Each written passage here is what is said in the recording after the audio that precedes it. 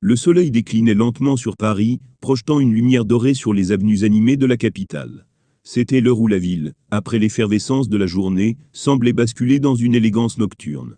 Les façades haussmanniennes se paraient de reflets ambrés, et les rues pavées du Triangle d'Or, ce quartier huppé bordé de boutiques de luxe, vibraient sous les pas de passants élégamment vêtus. Les vitrines des enseignes prestigieuses, Louis Vuitton, Chanel, Dior, brillaient sous les projecteurs, attirant les regards envieux des touristes et des amateurs de mode. Les voitures de luxe, Bentley, Rolls-Royce, Tesla, défilaient en silence devant les terrasses bondées des cafés, où des discussions feutrées s'entremêlaient au bruit des verres qui s'entrechoquent. C'est dans ce décor de raffinement absolu que se trouvait le Majestic, un restaurant renommé, connu pour être l'un des plus prestigieux de Paris. Ce n'était pas simplement un lieu où l'on venait dîner, c'était une expérience, un symbole de statut social, un endroit réservé aux élites. Le Majestic avait tout pour séduire une clientèle d'exception. Son entrée imposante, ornée de grandes colonnes de marbre, ouvrait sur un halo lustre en cristal. À l'intérieur, un personnel en uniforme impeccable s'affairait discrètement, orchestrant avec une précision millimétrée un ballet où chaque client était traité comme un invité royal. Ici, les menus n'affichaient pas les prix, et les plats étaient élaborés par un chef étoilé. Un simple dîner pouvait facilement atteindre des milliers d'euros, mais pour ceux qui fréquentaient ce lieu, cela n'avait aucune importance. Seuls les plus privilégiés osaient franchir ses portes. Et pourtant, ce soir-là, N'Golo Kanté avait décidé d'inviter une femme dont la grandeur ne se mesurait pas en fortune ou en apparence, mais en amour et en dévouement, sa mère, Mariam. Mariam Kanté n'était pas une femme qui courait après le luxe ou la richesse.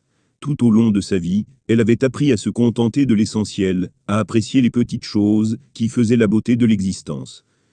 Originaire du Mali, elle était arrivée en France dans sa jeunesse, comme tant d'autres mères courageuses, avec un seul rêve, offrir un avenir meilleur à ses enfants.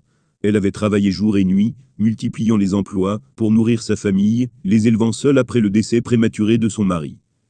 Femme discrète mais d'une force inébranlable, elle n'avait jamais demandé quoi, que ce soit pour elle-même. Lorsqu'elle voyait son fils sur un terrain de football, lorsqu'elle entendait les chants des supporters scander son nom, son cœur se gonflait de fierté. Elle savait que chaque sacrifice, chaque nuit passée à travailler sans repos, chaque douleur qu'elle avait endurée, en valait la peine. Mais N'Golo Kanté, lui, n'oubliait rien. Il savait tout ce que sa mère avait fait pour lui. Il savait les larmes qu'elle cachait, les privations qu'elle avait acceptées, pour qu'il puisse courir après son rêve. Et ce soir-là, après une semaine de matchs éprouvants, et d'entraînements intenses, il voulait lui rendre un peu, de tout ce qu'elle lui avait donné. Il voulait la voir dans un cadre où elle serait traitée comme une reine, où, pour une soirée, elle n'aurait pas à se soucier du prix d'un plat ou de la simplicité de sa tenue. C'était son moment, et il allait tout faire pour qu'elle s'en souvienne. Il l'avait appelée en fin d'après-midi, sa voix toujours aussi douce, empreinte d'une sincérité qui le caractérisait tant. « Maman, ce soir, je t'invite dans un restaurant magnifique. » Au bout du fil, Mariam avait ri doucement, un rire sincère, tendre, celui d'une mère qui ne demandait jamais rien pour elle-même. « Mon fils, tu sais bien que je n'ai pas besoin de tout ça. » Elle marqua une pause avant d'ajouter. « Tant que je peux te voir heureux, c'est suffisant pour moi. » Mais N'Golo ne voulait pas entendre cette réponse ce soir-là. « Ce n'est pas une question de besoin, maman. » Sa voix se fit encore plus douce, presque suppliante. « Ce soir, c'est ton soir. Pour une fois, laisse-moi faire quelque chose pour toi. » Mariam resta silencieuse un instant. Elle n'était pas habituée à être au centre de l'attention. Pour elle, les plus beaux moments étaient ceux qu'elle partageait simplement avec ses enfants, autour d'un plat fait maison, dans un cadre modeste, mais empli d'amour. Mais elle savait aussi que son fils était sincère. Elle savait qu'il faisait cela avec son cœur. Finalement, elle céda, émue par son insistance. « D'accord, mon fils, mais ne fais pas trop de folie. Ne t'inquiète pas, maman. Juste une belle soirée entre toi et moi. » Un sourire s'étira sur son visage. « Alors d'accord, je vais mettre mon plus beau foulard. »« Parfait, maman. Je viens te chercher dans 1 heure. » Après avoir raccroché, N'Golo se sentit étrangement heureux. Il était habitué aux projecteurs, aux trophées, aux victoires sur les terrains les plus prestigieux du monde. Mais rien ne valait le bonheur d'offrir un sourire à sa mère. Dans son appartement, Mariam se regarda dans le miroir. Elle enfila une robe qu'elle ne mettait que pour les grandes occasions, noua avec soin, un foulard d'un bleu profond autour de sa tête, et glissa une paire de boucles d'oreilles discrètes, qu'elle gardait précieusement depuis des années. Elle ne cherchait pas à impressionner qui que ce soit. Mais ce soir, son fils voulait qu'elle se sente spéciale, et elle voulait lui faire honneur. En ajustant une dernière fois son foulard, elle sourit doucement. « Mon fils, mon petit garçon devenu un grand homme. » Elle se leva, prit son sac, et sortit pour vivre une soirée qu'elle n'oublierait jamais. Le taxi noir qui avait conduit Mariam jusqu'au Majestic s'éloigna dans le flot des voitures de luxe qui circulaient lentement dans les rues éclairées de Paris. Elle resta immobile quelques instants, face à l'imposante façade du restaurant. L'air était frais, et une légère brise souleva doucement son foulard.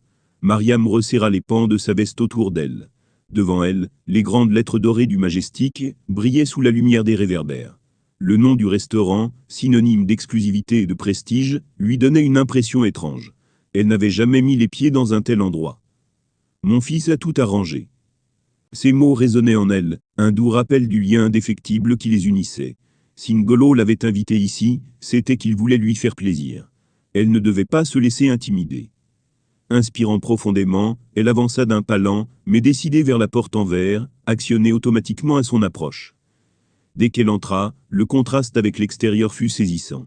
L'air était plus chaud, parfumé d'un subtil mélange de fleurs fraîches et de plats raffinés. Devant elle, une vaste salle illuminée par des lustres en cristal s'étendait.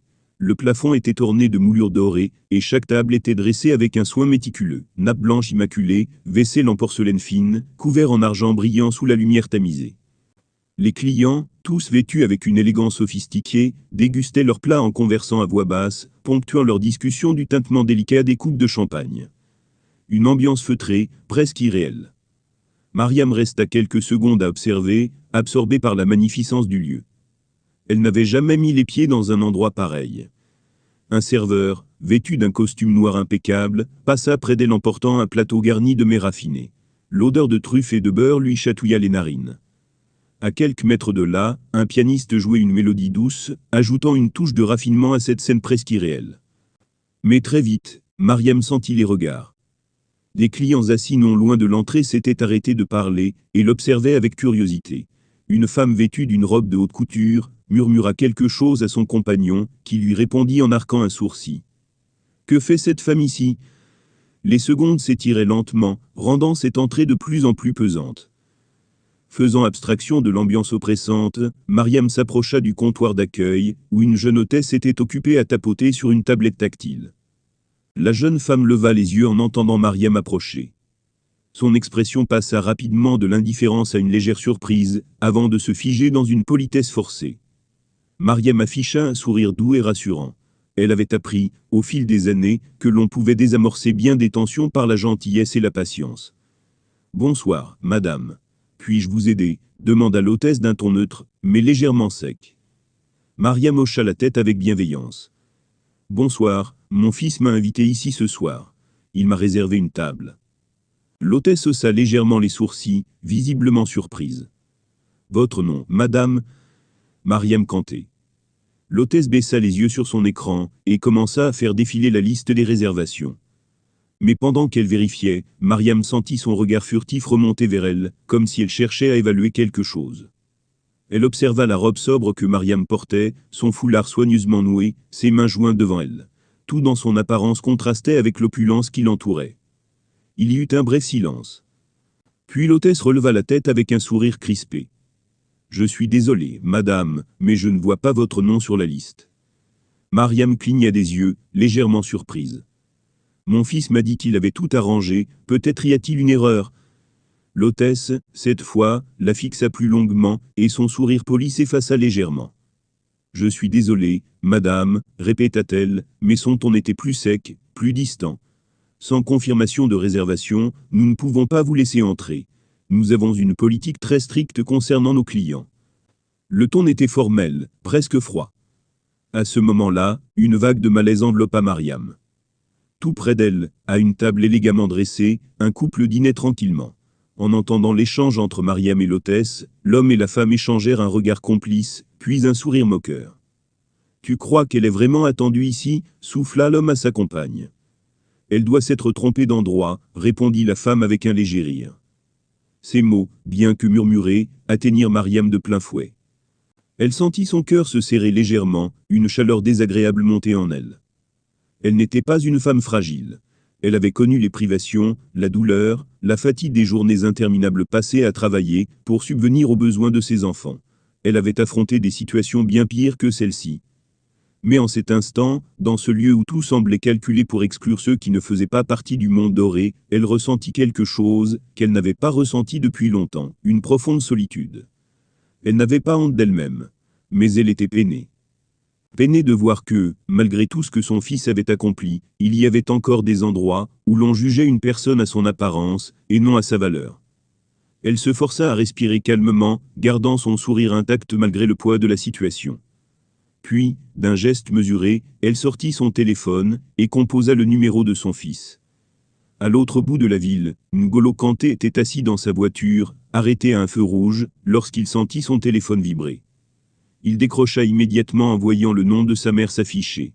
« Maman, tu es bien arrivée ?» demanda-t-il d'une voix douce et rassurante. Mais cette fois, quelque chose dans la voix de Mariam était différent.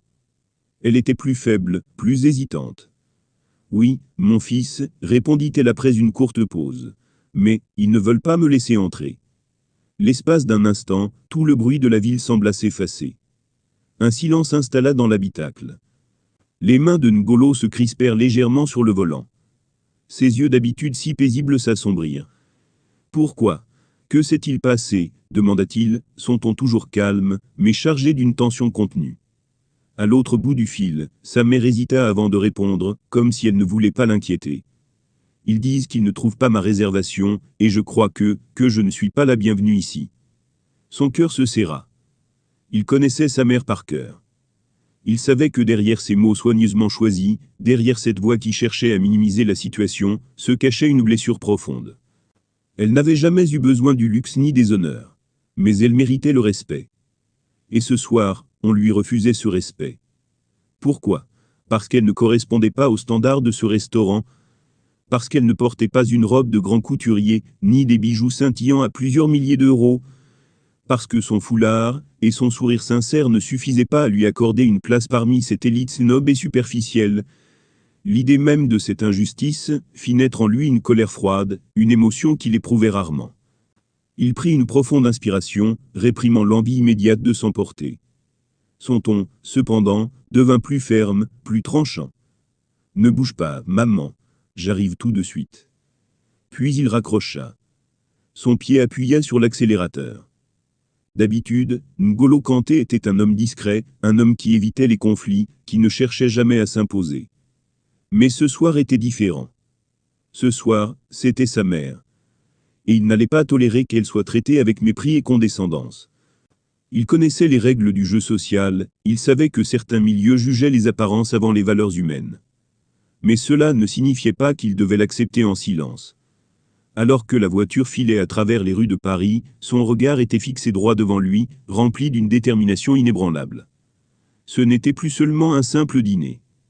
C'était une question de respect. Et il comptait bien rappeler à ce restaurant, à ses employés hautains et à ses clients arrogants, une leçon qu'il n'oublierait jamais. Les rues de Paris étaient illuminées par des lumières dorées, et l'air du soir était légèrement frais.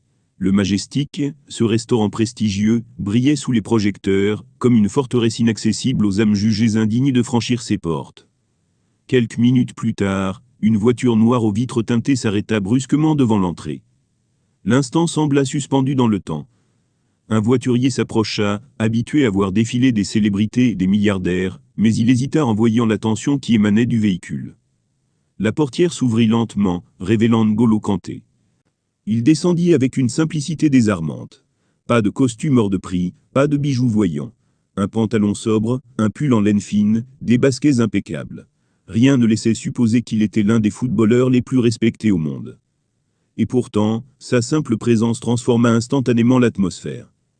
Dès qu'il franchit la porte en verre du Majestic, le silence s'abattit sur la salle. Les conversations feutrées cessèrent. Les verres, qui quelques instants auparavant s'entrechoquaient dans des toasts insouciants, furent doucement reposés sur les tables. Les serveurs, qui virevoltaient entre les tables avec une grâce calculée, échangèrent des regards nerveux. L'hôtesse d'accueil, celle-là même qui quelques minutes plus tôt avait rejeté Mariam Kanté avec condescendance, devint livide en reconnaissant le célèbre footballeur. Son souffle se coupa une fraction de seconde. Elle tenta de se redresser, cherchant à retrouver un semblant d'assurance, mais ses mains tremblaient légèrement. Quant aux clients qui avaient ricané en voyant Mariam attendre avec incertitude, ils se figèrent. Leur arrogance se dissipa comme une brume face à la réalité. N'Golo ne ralentit pas.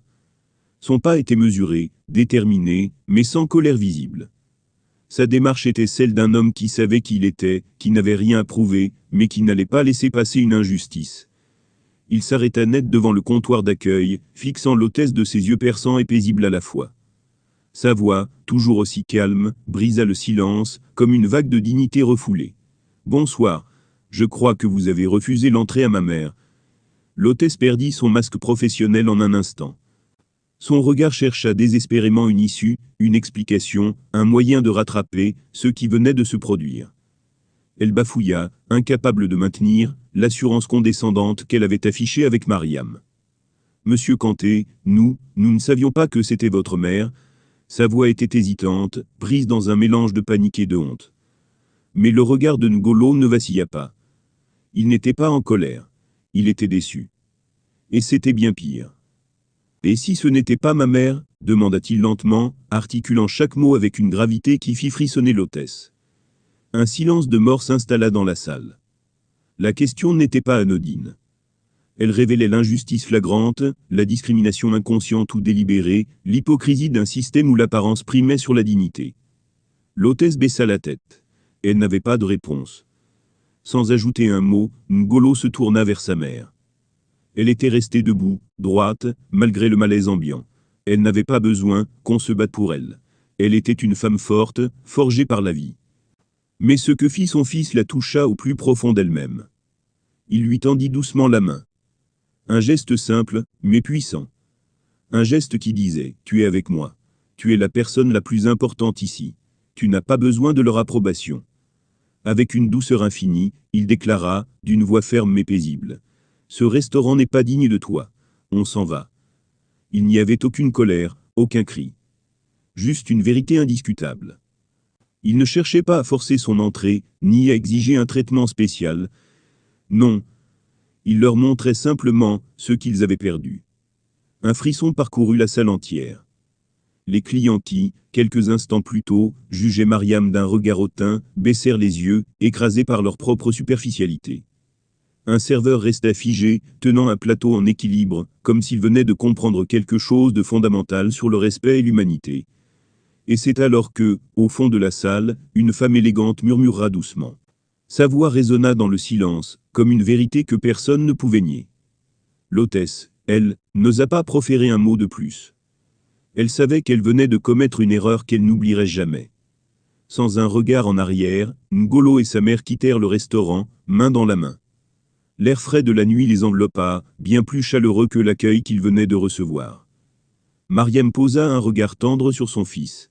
« Tu n'étais pas obligé de faire ça, mon fils. » Il lui répondit avec un sourire sincère. « Maman, le respect ne s'achète pas avec de l'argent, et personne n'a le droit de te le refuser. » Elle serra sa main un peu plus fort. Elle n'avait pas besoin de ce restaurant. Elle avait son fils, et il était le plus beau des honneurs qu'elle puisse avoir. Morale, le respect ne devrait pas être une question d'apparence ou de richesse. Un grand homme n'est pas défini par ce qu'il possède, mais par la manière dont il traite les autres. N'Golo Kanté, un homme au grand cœur.